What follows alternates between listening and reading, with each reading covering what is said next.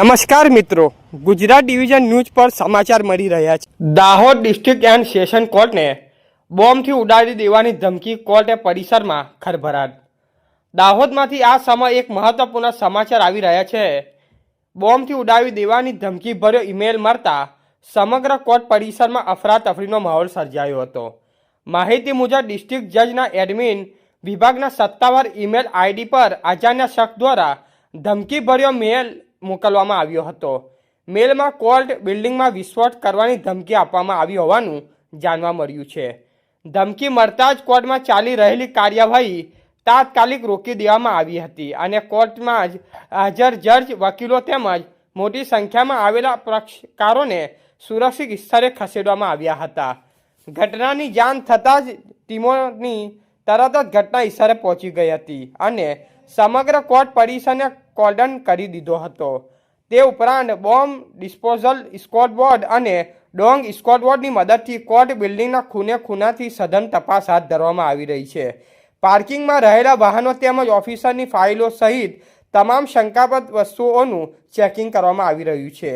બીજી તરફ દ્વારા ધમકીભર્યો ઈમેલ ક્યાંથી અને કોને મોકલ્યો છે તે દિશામાં ટેકનિકલ તપાસ શરૂ કરવામાં આવી છે। હાલ સમગ્ર કોર્ટ પરિસરમાં કડક પોલીસ બંદોબસ્ત ગોઠવી દેવામાં આવ્યો છે અને સુરક્ષા એજન્સીઓ સમગ્ર મામલે તપાસ કરી રહી છે। રિપોર્ટર વિપુલ કુમાર બારિયા, પીપલોદ।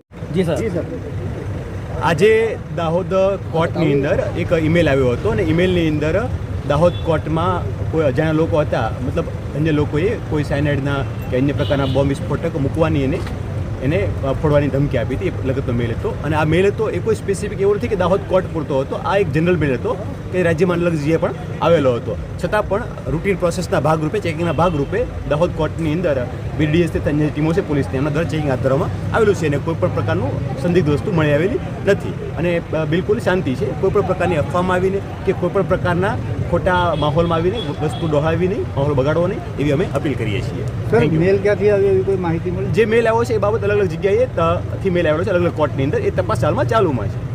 सर, बीते दिनों में भी दाहोद में इस प्रकार का मेल आ चुका है।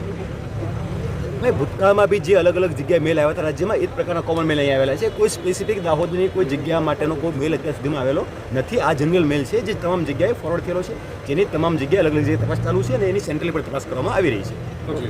સમાચાર જોવા માટે ગુજરાત ડિવિઝન ન્યૂઝ ચેનલને like, share, subscribe, bell icon press button દબાવવાનું ના ભૂલશો। ધન્યવાદ।